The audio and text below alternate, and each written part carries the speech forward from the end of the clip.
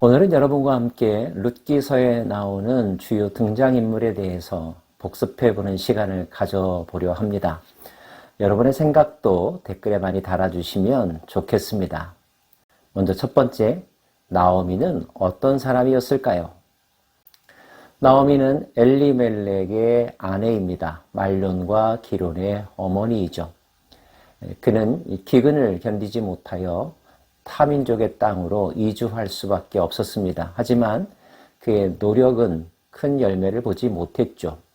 오히려 그곳에서 두 자녀를 잃었고 남편마저 여의었습니다. 고향으로 돌아올 수밖에 없는 처량한 신세. 그는 하나님 앞에서 이렇게 자기 자신을 이야기합니다. 하나님이 내 인생을 쓰게 하셨다. 나를 치셨다. 나로 하여금 아무것도 남는 것이 없게 하였다.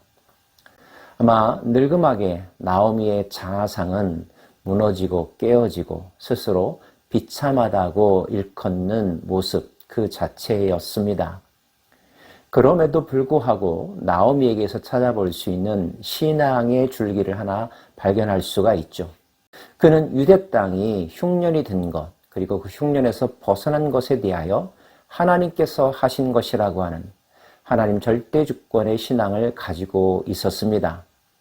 자신의 인생이 그렇게 된 것도 남편 탓도 아니요, 타민족 탓도 아니요, 하나님께서 그렇게 하신 것이라고 하는 인생의 주인, 역사를 섭리하시는 분이 하나님이라고 하는 믿음을 가지고 있었죠. 나오미의 가장 중요한 점이 아닐까요? 그는 홀로 된 며느리들을 배려하는 마음이 강했습니다. 그들에게 자유로운 새 출발을 주려고 했던 것 잘 아시지요?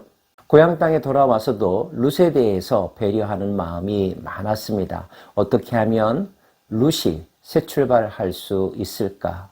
룻이 우연히 보아스의 밭에 가게 되었다는 것, 보아스로부터 배려를 입었다는 이야기를 들었을 때 나오미는 고엘 제도, 기업 물을 자라고 하는 개념을 떠올리면서 보아스를 통하여 자신의 가문뿐만 아니라 룻의 인생이 변화될 수 있기를 간절히 소망했습니다. 그리고 적극적으로 룻을 코치하죠. 그의 노력은 헛되지 않았습니다. 결국 룻은 보아스와 결혼하게 되었고 보아스를 통하여서 아들을 얻게 되었으니까요. 자신 집안의 계보를 잇게 된 것도 그에게 더할 나위 없이 기쁜 일이었습니다. 나이가 들어갈수록 성숙하고 관대해지는 사람이 있는가 하면 정반대로 이기적이고 속 좁은 행동을 보이는 사람들이 더러 있습니다.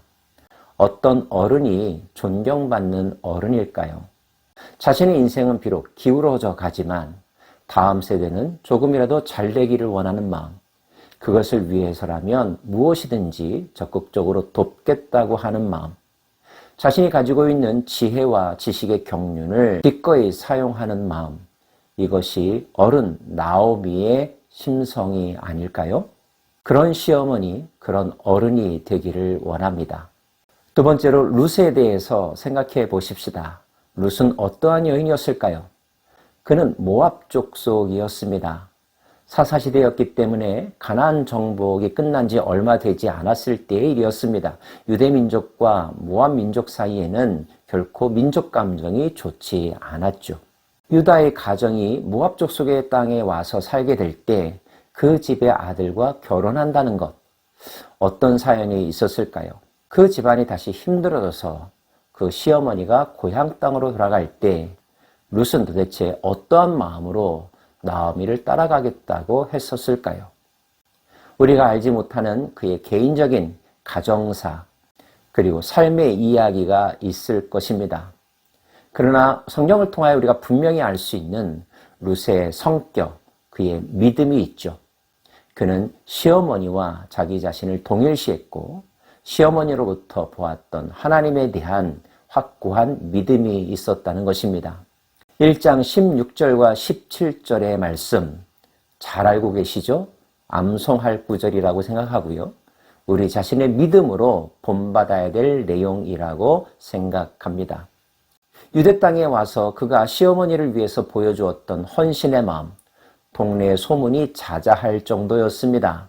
그러한 성실함은 보아스로부터 배려를 이끌어낼 수 있었죠. 특별한 혜택이 그에게 주어졌다는 것, 단지 그의 젊음이나 미모 때문이 아니었을 것입니다. 그의 사람 됨됨이, 하나님을 경외하는 믿음에서 우러난 그의 행동의 신실함, 그것이 사람들로부터 인정받고 사랑받는 비결이 아니었을까요? 그는 최선을 다해 시어머니를 섬겼고 시어머니의 말에 순종했습니다. 시어머니가 보아스의 잠자리에 찾아가라고 이야기했을 때 그는 보아스의 신분, 보아스의 나이, 개인적으로 보아스에 대해서 갖는 선호도 중요하게 생각하지 않았습니다. 단지 어머니의 말에 순순히 순종했을 뿐이었습니다. 믿음은 순종으로 나타납니다. 하나님에 대한 믿음, 시어머니에 대한 신뢰, 그의 행동을 통하여 증명하였는데 이러한 그의 성품, 행동이 하나님으로부터 의롭다 여김을 받았으며 구속사에 있어서 이름을 남길 수 있었던 가장 중요한 요소라고 생각됩니다. 마지막으로 보아스에 대해서 생각해 볼까요? 보아스는 유력한 자였습니다. 요즘 시대에 우리는 다 부자가 되기를 원하고 영향력 있는 사람이 되기를 원하지 않습니까? 보아스는 그런 점에서 사람들에게 주목받는 이였습니다. 그러나 성경의 이야기를 자세히 들여다보면 그가 유력한 자가 될 수 있었던 이유는 단지 경제적인 능력 때문만은 아니었다는 것을 알게 됩니다. 그는 매우 젠틀한 사람이었습니다. 책임감이 있는 사람이었고요. 희생할 줄 아는 사람이었습니다. 자기 친족의 어려움을 보고 그 친족 가문의 회복을 위하여 자신이 희생하는 것 마다하지 않았던 사람입니다. 그러면서도 그는 도덕적이었죠. 정욕에 따라 움직이지 않았습니다. 법과 질서, 전통을 지키려고 했습니다. 한밤중 자기 잠자리 발끝에 있었던 젊은 여인을 보고 점잖게 행동할 수 있는 사람, 과연 얼마나 될까요? 그의 인품을 알 수 있는 대목입니다. 그는 자신의 뜻을 이루고자 했던 것이 아니라 그 집안의 뜻을 이루고자 하는데 자기 자신을 헌신했습니다. 그리고 절차도 지켰죠. 남의 순서를 가로채지 않았습니다. 억지로 빼앗지도 않았습니다. 규정대로 절차대로 모든 일을 투명하게 하나씩 하나씩 성취해 갔습니다.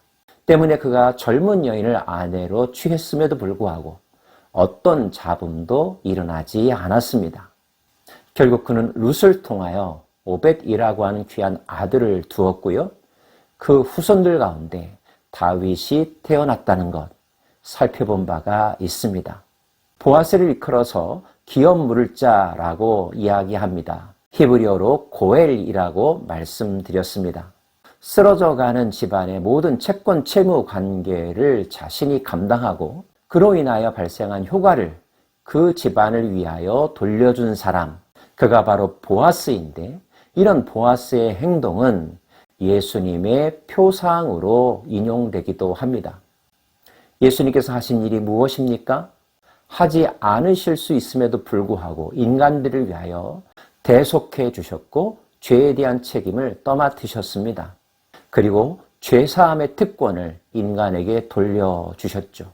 예수님은 인간이 저질렀던 죄의 유산을 물르셨던 분이었습니다. 하나님 백성됨의 자격을 회복시켜주기 위해서 말입니다. 얼마나 큰 은혜인지요. 그런 관점에서 다시 한번 보아스를 묵상하게 됩니다. 사사시대 매우 혼란스러운 시대였습니다. 그런데 그 어둠의 시대 속에 별빛처럼 빛나는 세 명의 사람, 나오미와 룻과 보아스. 하나님은 이들을 통하여 하나님의 구속사를 이어가셨습니다. 지금도 매우 혼란스러운 시대를 살아가고 있습니다. 그러나 하나님의 계획은 중단되지 않을 것이며 그분이 하시는 일은 반드시 성취되고야 말 것입니다. 그리고 그 일을 완성하는 데 통로가 될 사람들을 찾고 계시죠. 나오미와 룻과 보아스와 같은 사람 말입니다. 믿음의 사람, 성실한 사람, 책임감이 있는 사람, 희생의 마음을 가진 사람, 하나님을 경외하는 사람. 우리는 과연 나오미와 룻과 보아스와 같은 사람이 될 수 있을까요? 여러분의 생각은 어떠십니까?